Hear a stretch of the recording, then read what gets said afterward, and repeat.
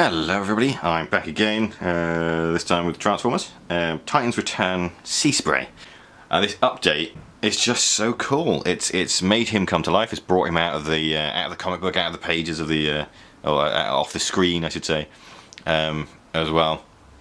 And he looks so cool. They've got the aesthetic of the original one pretty much spot on. Apart from he looks just like his original version. Apart from you can actually pose him.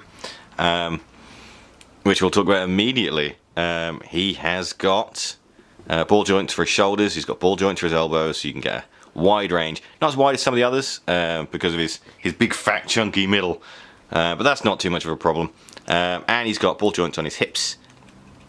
He's got sort of knee joints as well, which are a little bit, a little bit lacking, I think. And he's got these huge feet as well, so you get a limited range for posing, but it's still more than his arms going up, and that's it. I'm not sure you can turn his head. Yeah, you can turn his head. That's really difficult to do though, for obvious reasons. But yeah, I really like the figure. I like the colours. I've always liked the colours of Seaspray. I like the design of the update as well. It looks sharper. He looks bulkier. He looks thick, I believe, is the expression that the youngsters use today, compared to his old G1 counterpart. The only thing I don't really like is this. Now,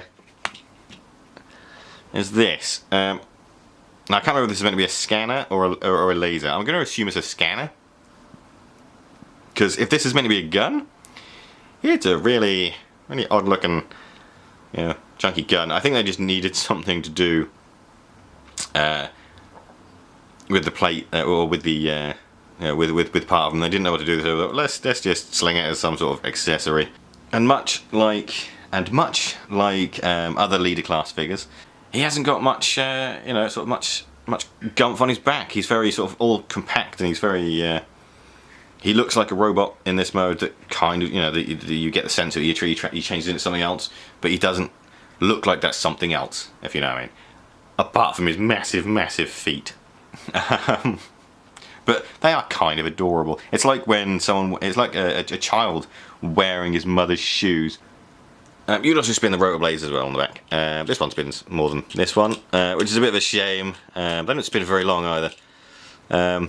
They seem a bit quite tight, but I think if they were too loose, I'd probably complain about that. So one's perfect, the other one's a little bit annoying because they don't match, and that drives my OCD mental. Other than that though, really like the colours, really like the blue, really like the yellow. I like the white, and I love his face. I love the face plate with his eyes. He kind of looks a little bit sorrowful. He looks a little bit. He's slightly on the wonk too.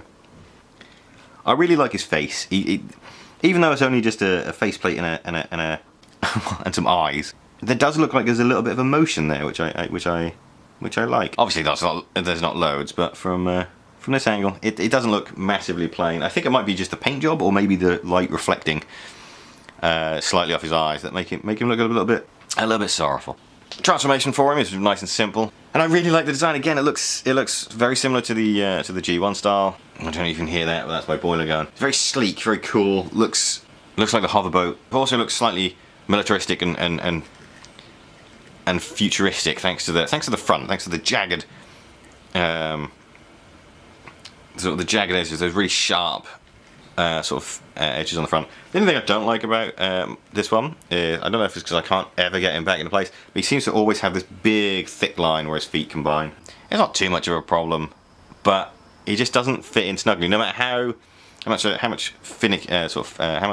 try to change it and try to sort out, it never quite fits correctly, which is a shame because it ruins for me. And I do like the fact that his head's just hidden behind a little flap there. So you can have his head poking out if you want. Obviously, it would have been tricky to find a solution to actually cover his face up, and I think that's quite a funny little addition. It probably won't be some people's taste. I know they don't like having heads poking out, things like that. But I think it's the best they could have done out of a bad situation. Thanks for watching. If you liked the video, please comment, leave a like, subscribe if you want for more, and I will catch you next time. Bye, Z's.